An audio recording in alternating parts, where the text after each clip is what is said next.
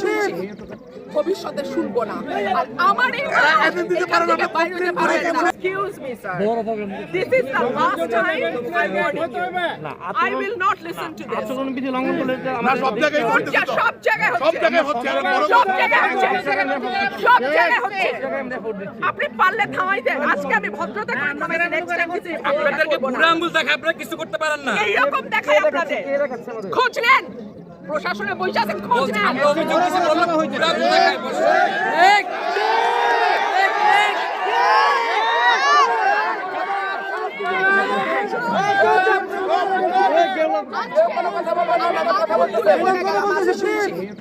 ভবিষ্যতে শুনবো না। আর আমার এই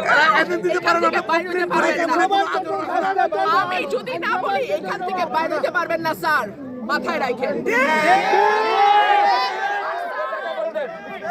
শেখ হাসিনার সময় আপনারা যাদের কথা এখন চলতেছেন তারা কানে ধইরা খাটের নিচে থাকতো স্যার।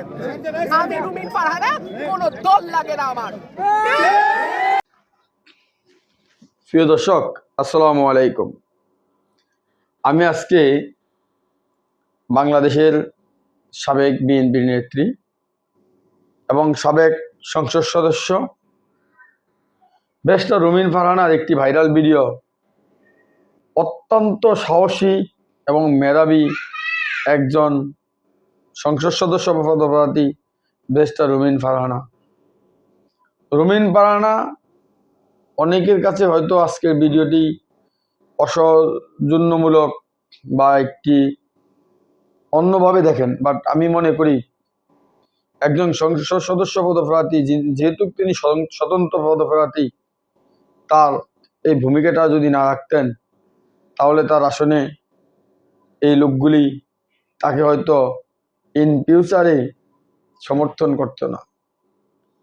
একজন সংসদ সদস্য পদপ্রার্থী তার বিচক্ষণতা, তার সাহসিকতা, তার রাজনৈতিক দূরদর্শিতা, তার রাজনৈতিক কন্ট্রোল, তার সকল মেধা সম্পূর্ণ হতে হয়, যার বাস্তব উদাহরণ বেস্টা রুমিন ফারহানা।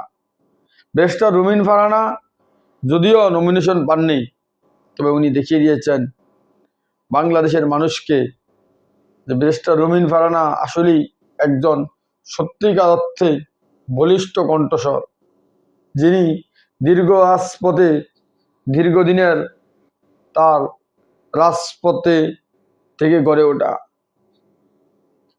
তিনি একজন সাবেক রাজনৈতিক নেতার কন্যা। তিনি তার মেধা, যোগ্যতা এবং মনোবল ধরে রেখে আগামী দিনে সফল সংসদ সদস্য হিসাবে নির্বাচিত হবেন এবং আগামী দিনে জাতীয়তাবাদী শক্তির সাথে তিনি আবার বিএনপির নেত্রী হিসাবে বাংলাদেশে গড়ে উঠবেন, এটাই আমাদের প্রত্যাশা। ধন্যবাদ জানাই রুমিন ফারহানাকে বলিষ্ঠ কণ্ঠস্বরের মাধ্যমে তার রাজনৈতিক যেই শক্তি প্রদর্শন করা উচিত ছিল তিনি ততটুকুই করেছেন।